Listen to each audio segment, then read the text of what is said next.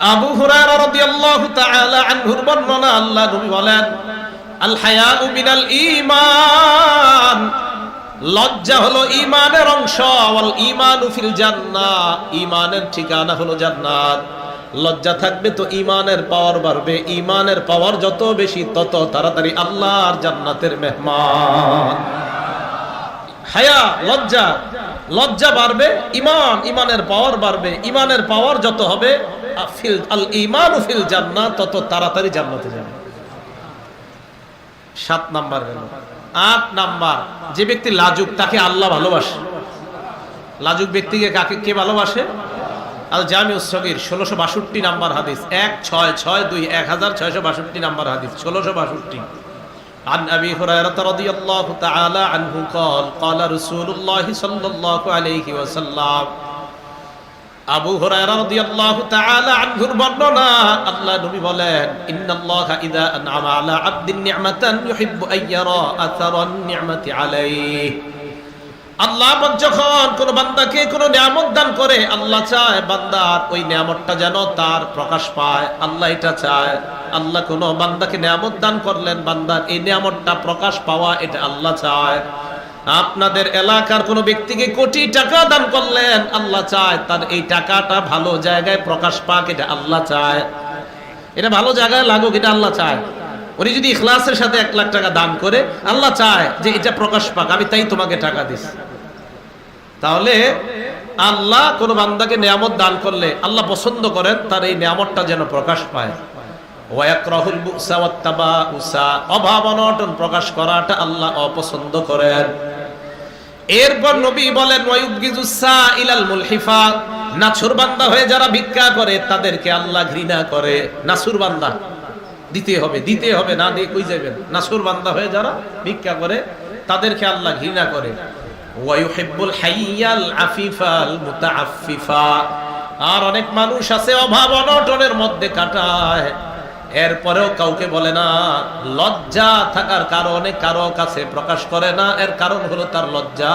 আল্লাহ নবী কয় এই লাজুক মানুষটাকে আল্লাহ ভালোবাসেন। লাজুক ব্যক্তি তাকে আল্লাহ ভালোবাসেন। বাকি আপনাদের দরকার এই লজ্জার কারণে যারা চাইতে পারে না, খুঁজে খুঁজে তাদেরকে যাকাতের টাকা দেওয়া। এগুলো 8 নাম্বার। তাহলে লাজুককে আল্লাহ ভালোবাসে। 9 নাম্বার, আপনাদের সবার ঘরে ঘরে কল্যাণ চান কারা? সবাই কল্যাণ চান ঘরে ঘরে? স্বামী, স্ত্রী, ছেলে, মেয়ে, ঘরের সবাই যদি লাজুক হয়, ওই ঘরে আল্লাহ কল্যাণ দিয়া ভরে দিবে। সহিহ বুখারী হাদিস নাম্বার 6117 নাম্বার হাদিস। এই হাদিসের বর্ণনাকারী ইমরান ইবনে হুসাইন রাদিয়াল্লাহু তাআলা আনহু। عن عمران بن حسين رضي الله تعالى عنه قال قال رسول الله صلى الله عليه وسلم, ইমরান ইবনে হুসাইনের বর্ণনা, আল্লাহ নবী বলেন, আল হায়াউ লা ইয়াতি ইল্লা বিখাইর, যে ঘরের মানুষগুলা যত বেশি লাজুক, যত বেশি লজ্জাশীল, ওই লজ্জা লা ইয়াতি ইল্লা বিখাইর, লজ্জা কল্যাণ আর কল্যাণ বয়ে আনে।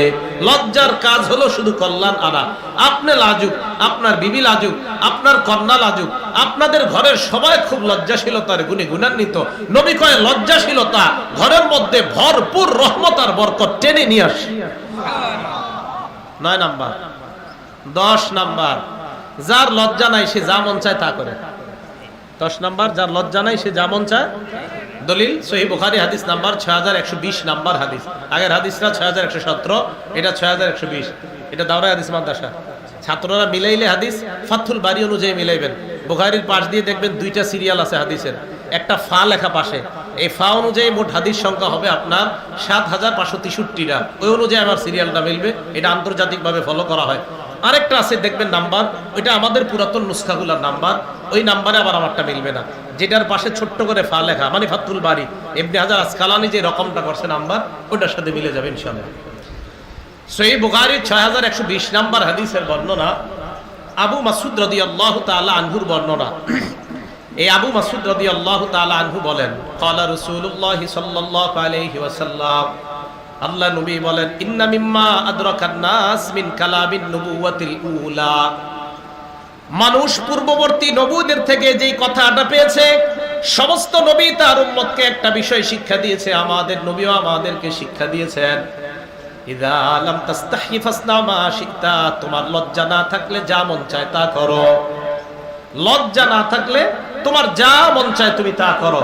লজ্জা যখন না থাকবে তখন তোমার যা মন চায় তুমি তা করো। এটা কখন হবে? লজ্জাশীলতার অভাব যখন থাকবে তখন সে যা মন চায় তা করতে পারবে। পুরুষের শার্ট আর প্যান্ট পরে কোনো নারী রাস্তার মধ্যে গিয়ে তখনই এই কথা বলবে যে আমরা পোশাকের স্বাধীনতা চাই। এটা কখন বলবে? যখন তার লজ্জা থাকবে না। আর লজ্জা যখন মানুষের না থাকে তখন সে যা মন চায় তাই করতে পারবে। লজ্জা নেই। মা বোনদেরকে বুঝান। আমি তো ঠান্ডা মাথায় বুঝাই, আমি তো ওরকম রাগি না। রাগ হই না, আমি তো একদম সহজ সরল মানুষ, কথাও বলি সহজ সরল। তো মা বোনদেরকে বুঝান কথাগুলা। যারা এরকম বলে যে পোশাকের স্বাধীনতা চাই, এই চাই, সব চাই, এই কথা যারা বলে এটা সঠিক কথা না। আরে সব স্বাধীনতা যদি আপনি চান, যদি বলেন নারী পুরুষ একসাথে স্বাধীনতা চাই, এটা তো আপনি কোনোভাবেই সম্ভব না। এটা কিভাবে সম্ভব বলেন? একটা স্বামী আর একটা স্ত্রী প্রথম সন্তান নেওয়ার পর দ্বিতীয় সন্তানকে স্বামী কখনো নিতে পারবে? স্ত্রীর পেট থেকে প্রথম সন্তান আসছে, দ্বিতীয় সন্তান স্বামীর পেট থেকে। প্রথম সন্তান কার পেট থেকে আসছে? দ্বিতীয় সন্তান স্বামীর পেট থেকে। মনে করো এটা কি সম্ভব? যদি এটা সম্ভব না হয় তো নারী পুরুষ সমান অধিকার কখনো সম্ভব না। আর যদি বলেন সমান অধিকার সম্ভব, তো প্রথম সন্তান স্ত্রীর পেট থেকে আসবে, তো দ্বিতীয় সন্তান স্ত্রী বলবে সমান অধিকার, যেহেতু দ্বিতীয়টা তুমি নাও পেটে। এটা কি সম্ভব কখনো? তো আমি বুঝি না মানুষ এটা কেন বুঝে না, যে এটা তো সম্ভব না, এটা অসম্ভব একটা বিষয়। আল্লাহ আমাদেরকে বুঝার তৌফিক দান করেন। 11 নাম্বার, বাংলাদেশ স্বাধীন হয়েছে কয় সালে? 1971। 11 নাম্বার যে হাদিসটা শোনাম এটা তিরমিজি শরীফের 1974 নাম্বার হাদিস, যাতে মনে রাখেন আপনি। বাংলাদেশ স্বাধীন হয়েছে 1971, আর যে হাদিসটা শোনাম এটা 1974 তিরমিজি শরীফের। এই হাদিসের মধ্যে আসছে, এটা মানে আপনারা মনে রাখার জন্য আর কি, যাতে সবাই বলতে পারেন। এই হাদিসের মধ্যে আসছে আনাস রাদিয়াল্লাহু তাআলা আনহুর বর্ণনা। ক্বালা রাসূলুল্লাহ সাল্লাল্লাহু আলাইহি ওয়াসাল্লাম, নবীজি বলেন, মা কানাল ফুহশু ফি শাইইন ইল্লা শানা, যেই জিনিসের মধ্যে নির্লজ্জতা বেশি, যেই জিনিসের মধ্যে নির্লজ্জতা বেশি ওই জিনিসের কদর্যতা ময়লা বাড়তেই থাকে নির্লজ্জতা বেশি হওয়ার কারণে। ওয়া মা কানাল হায়াউ ফি শাইইন ইল্লা জানা, যে জিনিসের মধ্যে লজ্জাশীলতা বেশি ওই জিনিসের মধ্যে সৌন্দর্যতা বাড়াতেই থাকে, আল্লাহ সৌন্দর্যতা বাড়ায় দেয়। একটা নারী পর্দার মধ্যে থাকে, তার সৌন্দর্যতা মান মর্যাদা আল্লাহ বাড়ায় দেয়। বলেন তো দুনিয়ার মধ্যে এমন অনেক জিনিস আছে যা আমরা দেখি না। দোকানের মধ্যে যাই, যাওয়ার পর স্যাম্পল দেখে, দেখার পর কয় এটা পছন্দ হয়েছে, গোডাউন থেকে একটা দেন। এটা বলেন তো না, কেন এটা নিলে সমস্যা কি? যেটা দোকানের সামনে ঝুলানো দেখছেন এটা নিলে সমস্যা কি? আপনি তো এটাই পছন্দ করছেন, কোনটা নিবেন? যেটা ঢেকে রাখা হয়, বাংলাটা বলবেন, কোনটা নিবেন? জেলে খোলা যেটা এটা নিবেন না, কে পছন্দ তো এটাই করছেন। এর মানে খোলা জিনিস পছন্দ হইলে এটা আসল পছন্দ না, ঢেকে রাখা হয় যেটা ওইটাই আসল জিনিস, ওইটাই আসল পছন্দ। যা বুঝার বুঝবেন। তাহলে যেটা ঢেকে রাখা হয় এটাই পছন্দনীয় জিনিস। এখন আসেন, তাহলে আমাদের মা বোনরা আমাদের কাছে সবচেয়ে শ্রদ্ধার, তাই আমরা আমাদের এই দামি মা বোনদেরকে ঢেকে রাখি। বলেন তো আমরা কাকে দেখি না কিন্তু বিশ্বাস করি? জোরে বলেন। আল্লাহকে দেখি, বিশ্বাস করি না কেন বলেন তো? আল্লাহ সবচেয়ে দামি তাই দেখি না। তারপরে দামি জিনিস গোপন থাকে, দামি জিনিস আল্লাহ দামি তাই গোপন। হ্যাঁ, প্রয়োজনে আল্লাহকে দেখবো জান্নাতে। মা বোনরা দামি তাই গোপন, হ্যাঁ প্রয়োজনে স্বামী দেখবে তাকে। এই কথা আর কবে বুঝবে মানুষ? সবচেয়ে দামি আল্লাহ, তাই তো এখনো দেখি না। কারণ দামি জিনিস এটা খুব দামি হয়, এটা দেখতেও কষ্ট হয়, এই জন্য তো জান্নাতে গিয়ে দেখবো। মা বোনটা যারা পর্দায় থাকে এটা দামি জিনিস, তাই এটাকে দেখতে অনেক নিয়ম শৃঙ্খলা করে ওই হুজুরের বাসায় গিয়ে প্রস্তাব দিতে হয়। অন্যথায় যদি খোলামেলা থাকে এটা নিয়ম শৃঙ্খলা করতে হয় না, চা দোকানের সামনে বসে পছন্দ করলে হয়। দামি জিনিস গোপন থাকে, এগুলা মানুষ কেন বুঝে না আমি বুঝি না। দামি জিনিস গোপন থাকে, আল্লাহ বুঝার তৌফিক দান করেন।